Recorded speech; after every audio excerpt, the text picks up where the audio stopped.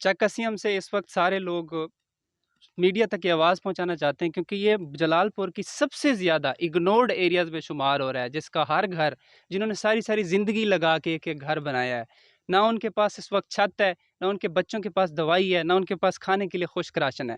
इस वक्त इससे ज़्यादा वो लोग थे जो घरों के साथ भी अपना मुश्किल गुजारा कर रहे थे।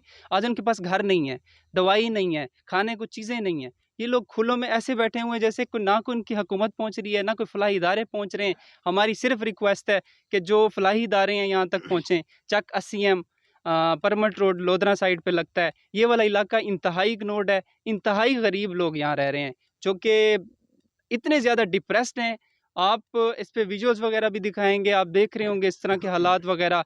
ना इनके पास खैमे भी खुद बनाए हुए हैं, घर जो इंतहाई ऐसे घर हैं कि जिनको कॉन्ट्रैक्टर्स कह देंगे उसके अंदर रहने के काबिल नहीं, आप ना जाएं, इंतहाई ख़तरनाक जगह, वहीं वो रह रहे हैं। जानों का नुकसान का ख़तरा है। और इस वक्त इस चक असीम को आप सारे फलाही इदारों और हुकूमत से हम रिक्वेस्ट करते हैं, हम अपने वज़ीर आज़म तक ये रिक्वेस्ट करते हैं कि प्लीज़ इस चीज़ का नोटिस ले, नहीं तो ये गरीब लोग हैं, ये ज़्यादा देर सर्वाइव नहीं कर सकेंगे।